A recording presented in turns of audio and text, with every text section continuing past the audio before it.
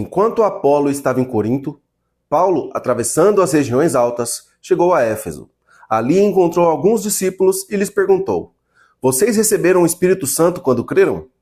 Não, nem sequer ouvimos que existe o Espírito Santo, responderam. Então, que batismo vocês receberam? Perguntou Paulo.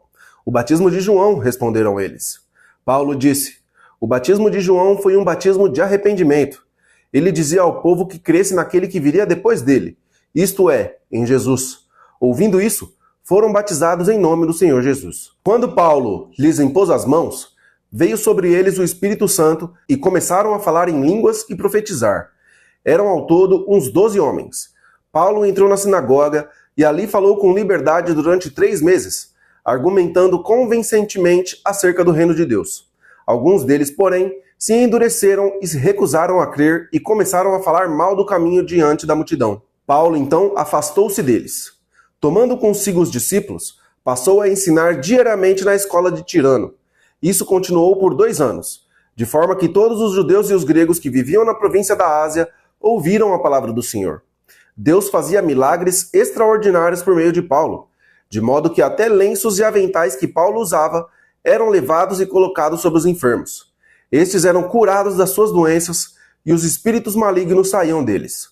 Alguns judeus que andavam expulsando espíritos malignos tentaram invocar o nome do Senhor Jesus sobre os endemoniados, dizendo: Em nome de Jesus, a quem Paulo prega, ordeno que saiam. Os que faziam isso eram 7 filhos de Seva, um dos chefes dos sacerdotes dos judeus. Um dia, o espírito maligno lhes respondeu: Conheço Jesus e sei quem é Paulo, mas vocês, quem são? Então um endemoniado saltou sobre eles e os dominou, espancando-os com tanta violência que eles fugiram da casa nus e feridos. Quando isso se tornou conhecido dos judeus e dos gregos que viviam em Éfeso, todos eles foram tomados de temor, e o nome do Senhor Jesus era engrandecido. Muitos dos que creram vinham, confessavam e declaravam abertamente as suas más obras. Grande número dos que tinham praticado o ocultismo reuniu seus livros e os queimou publicamente. O valor total calculado chegou a 50.000 dracmas.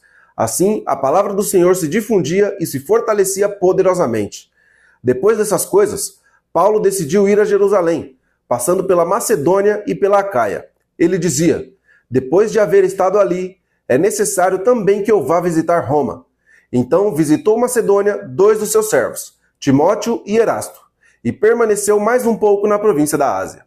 Naquele tempo, houve um grande tumulto por causa do caminho. Um ourives, chamado Demétrio, que fazia miniaturas de prata do templo de Artemis e que dava muito lucro aos artesãos, reuniu-os com os trabalhadores do mesmo ramo e disse: Senhores, vocês sabem que temos uma boa fonte de lucro nessa atividade, e estão vendo e ouvindo como esse indivíduo Paulo está convencendo e desviando grande número de pessoas aqui em Éfeso e em quase toda a província da Ásia. Ele diz que deuses feitos por mãos humanas não são deuses.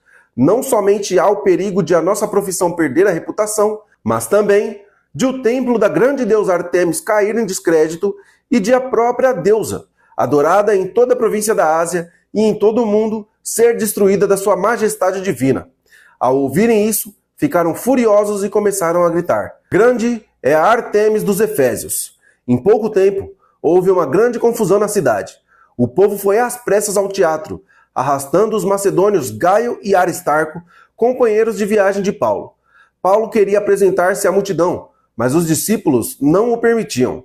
Até mesmo algumas autoridades da província, que eram amigos de Paulo, chegaram a mandar-lhe um recado, pedindo-lhe que não se arriscasse a ir ao templo. A assembleia estava tumultuada.